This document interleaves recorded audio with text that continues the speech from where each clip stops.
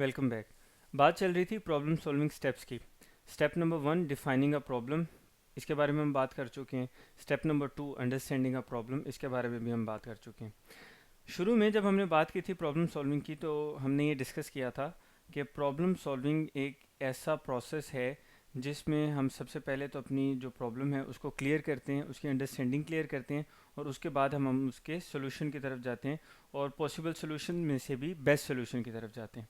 तो जो उस डेफिनेशन का फर्स्ट फेज था प्रॉब्लम एनालिसिस का, उससे रेलिवेंट जो स्टेप्स हैं वो हम कंप्लीट कर चुके हैं, यानी कि स्टेप नंबर 1 और स्टेप नंबर 2।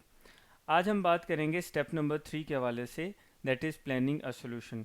कि हमने प्रॉब्लम को अच्छी तरह से डिफाइन कर लिया, हमारे पास एक वेल डिफाइंड स्टेटमेंट आई। फिर स्टेप नंबर 2 में हमने उस वेल डिफाइंड स्टेटमेंट में से 5 W's फिगर आउट किए, जिससे हमें उसकी अंडरस्टैंडिंग काफ़ी हद तक बेहतर होगी।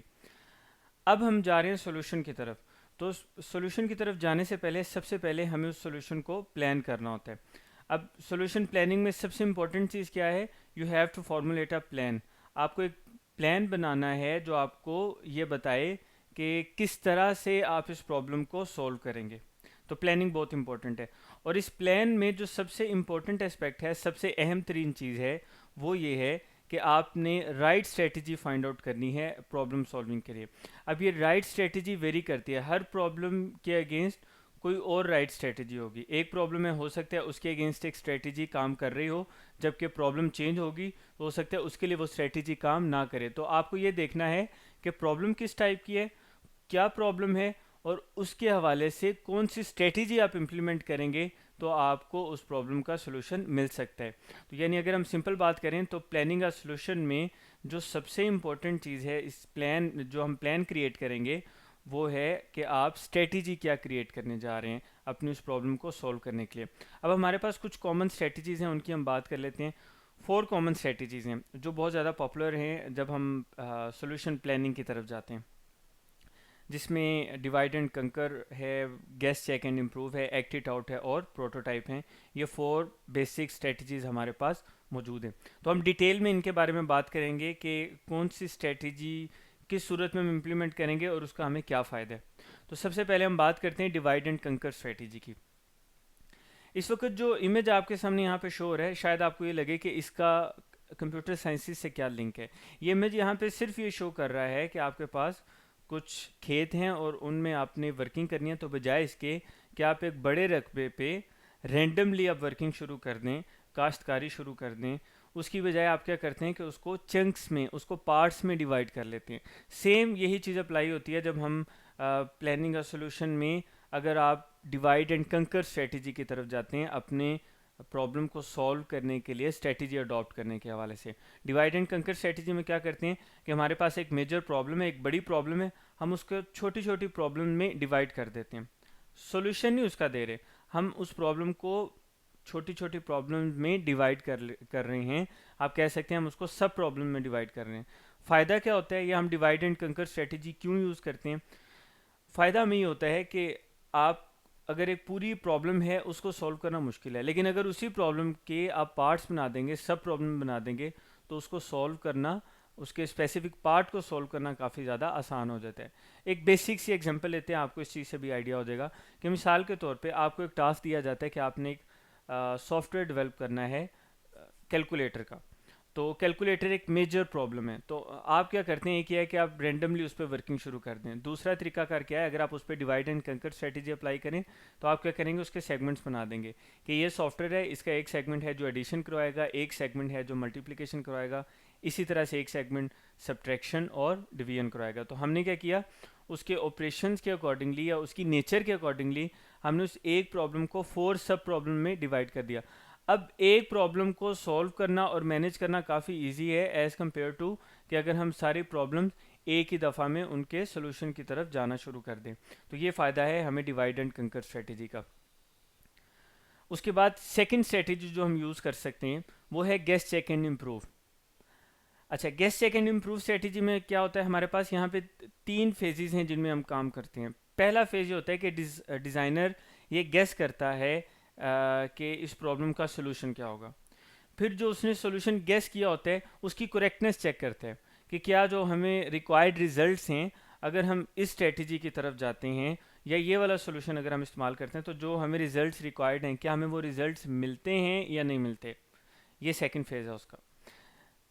थर्ड फेज़ इसका ये है कि जो सोल्यूशन आया है उसको फिर रिफाइन किया जाता है। क्यों रिफाइन किया जाता है? डिज़ाइनर ने सोल्यूशन गेस किया, नंबर वन। नंबर टू, उसने चेक किया कि क्या ये वर्किंग ठीक तरह से कर रहा है अब आपकी रिक्वायरमेंट, आपकी एक्सपेक्टेशंस, आपकी तवक्कुआत के मुताबिक या नहीं। अगर तो वो ठीक तरह से वर्किंग कर रहा है तो दैट्स फाइन, आप सोल्यूशन की तरफ चले गए। लेकिन अगर वो सही से वर्किंग नहीं कर रहा, इसका मतलब ये है कि आपको अभी उस सोल्यूशन को मज़ीद इम्प्रूव करने की ज़रूरत है। अब आप क्या करेंगे, उस सोल्यूशन को मज़ीद रिफ़ाइन करेंगे, उसमें इम्प्रूवमेंट लाएंगे। तो अगर आप इसके नेम पे थोड़ा सा गौर करें स्ट्रेटजी के, गैस फर्स्ट पॉइंट है, गैस करना कि आपका डिज़ाइन क्या है, आपने वो सोल्यूशन डिज़ाइन किया। नंबर टू, आपने चेक किया कि यार ठीक से वर्किंग कर रहा है या नहीं। एंड नंबर थ्री, आपने अगर वो ठीक से वर्किंग नहीं कर रहा है, आपकी एक्सपेक्टेशंस के मुताबिक वर्किंग नहीं कर रहा, तो आपने उसको इम्प्रूव करते रहना है। ये जो इम्प्रूवमेंट का प्रोसेस है जिसको यहाँ पे रिफाइनमेंट लिखा हुआ है, ये आइट्रेटिव प्रोसेस है। अब आइट्रेटिव प्रोसेस का क्या मतलब है? आइट्रेटिव प्रोसेस का मतलब होता है एक ऐसा प्रोसेस जिसको हम बार बार रिपीट करते रहें। लूप जिस तरह से होता है ना, एक चीज़ बार बार दोहराई जाती है, तो इस तरह से रिफाइनमेंट या इम्प्रूवमेंट एक आइट्रेटिव प्रोसेस है। अच्छा, ये आइट्रेशंस कब तक चलेंगी, कब तक हम इसको रिपीट करते रहेंगे? जब तक हमें रिक्वायर्ड रिजल्ट्स नहीं मिल जाएंगे। तो ये हमारे पास सेकंड स्ट्रेटजी है जो हम यूज़ कर सकते हैं किसी प्रॉब्लम को सॉल्व करने के लिए। थर्ड स्ट्रेटजी की तरफ आते हैं।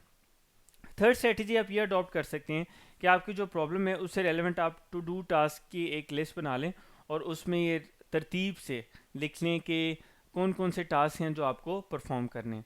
उसके बाद आप सिंपली उन टास्क को स्टेप बाय स्टेप परफॉर्म करेंगे। इसका आपको एडवांटेज क्या है? इसका एडवांटेज ये है कि आपको स्टेप वाइज फॉर्म में चीज़ें क्लियर हो जाती हैं। आगे आगे चल के हम डिस्कस करेंगे स्टेप वाइज फॉर्म में किस तरह से हम चीज़ों को मैनेज करते हैं या अपनी प्रॉब्लम को टू डू लिस्ट की फॉर्म में लिखते हैं या स्टेप वाइज फॉर्म में लिखते हैं। तो आगे चल के एक कंप्लीट टॉपिक आएगा एल्गोरिथम का, उसमें हम इस बारे में डिटेल में बात करेंगे। तो आप क्या करते हैं, एक टू डू लिस्ट बना लेते हैं, उसके बाद आप उस लिस्ट के अकॉर्डिंगली टास्क टू टास्क आप मूव करते हैं और अपनी वर्किंग कंप्लीट करना शुरू कर देते हैं। इसका फ़ायदा ये होता है कि आपको पता चल जाता है, मिसाल के तौर पे टू डू लिस्ट में आपके 5 स्टेप्स बने हैं, तो आपको पता होता है कि ये जो प्रॉब्लम है, अगर मैं ये वाले 5 स्टेप्स परफॉर्म करूँगा, ये 5 टास्क परफॉर्म करूँगा, तो मेरी जो प्रॉब्लम है उसका सोल्यूशन निकल आएगा। तो ये थी हमारी थर्ड स्ट्रेटजी जो कि आप प्रॉब्लम पे अप्लाई कर सकते हैं। इसी तरह से एक और स्ट्रेटजी है जिसे हम बोलते हैं प्रोटोटाइप।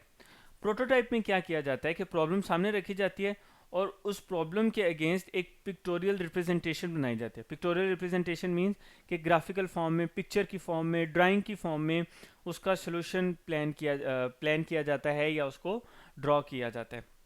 अच्छा, उससे फ़ायदा क्या होता है? उससे डिज़ाइनर को थोड़ी सी हेल्प मिल जाती है ये अंडरस्टैंड करने में कि जिस सोल्यूशन की तरफ आप जा रहे हैं उस सोल्यूशन के इंपॉर्टेंट एस्पेक्ट्स कौन से हैं, कौन कौन सी चीज़ें उसमें अहम हैं जो आपको परफॉर्म करनी पड़ सकती हैं। अच्छा, ये किस सूरत में फ़ायदा मंद होता है हमें? जेनेरिक अगर हम बात करें तो जो कोई भी पिक्चर है या विजुअल फॉर्म में जो डाटा है, लाइक पिक्चर है, वीडियो है, इंसान इससे जल्दी सीखता है। ह्यूमन साइकी है कि वो पिक्चर से या विजुअल फॉर्म में जो कंटेंट है उससे जल्दी लर्न करते हैं।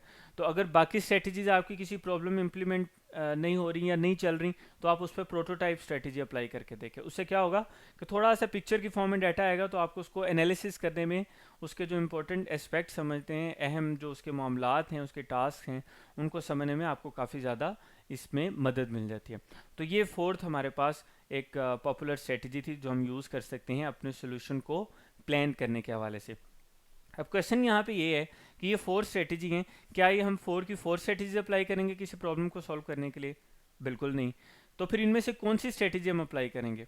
अच्छा, ये भी हो सकता है कि किसी एक प्रॉब्लम में इनमें से एक स्ट्रेटजी लग रही हो, किसी दूसरी प्रॉब्लम में हम 2 स्ट्रेटजीज मिक्स करके अप्लाई कर रहे हो, ये भी हो सकता है। ये कैसे पता चलेगा कौन सी स्ट्रेटजी अप्लाई करनी है? ये फिक्स नहीं है, ये प्रॉब्लम टू प्रॉब्लम वेरी करेगा। यानी कि कौन सी स्ट्रेटजी सेलेक्ट करनी है, सिलेक्शन ऑफ स्ट्रेटजी, ये एक पूरी अलग से आपकी वर्किंग होगी इस पर कि आप प्रॉब्लम को देखेंगे, प्रॉब्लम के मुताबिक आप देखेंगे आपके पास कौन कौन सी स्ट्रेटजी है, उस प्रॉब्लम के अकॉर्डिंगली आपने स्ट्रेटजी सेलेक्ट करनी है। तो इसका मतलब ये है कि स्ट्रेटजी क्या होगी ये डिपेंड करेगा कि प्रॉब्लम क्या है, किस प्रॉब्लम के बारे में आप सोल्यूशन देने जा रहे हैं। नेक्स्ट टॉपिक इंशाल्लाह हम बात करेंगे डिफाइनिंग कैंडिडेट सॉल्यूशंस के हवाले से। बात चल रही है प्रॉब्लम सॉल्विंग की। प्रॉब्लम सॉल्विंग में प्रॉब्लम सॉल्विंग स्टेप्स की हम बात कर रहे हैं और प्रॉब्लम सॉल्विंग स्टेप्स में फर्स्ट 3 स्टेप्स हम कवर कर चुके हैं, defining a problem, understanding a problem, और आज हमने बात किया प्लानिंग अ सोल्यूशन के बारे में। तो नेक्स्ट टॉपिक में हम बात करेंगे नेक्स्ट वीडियो में step number 4, defining candidate solutions. Thank you.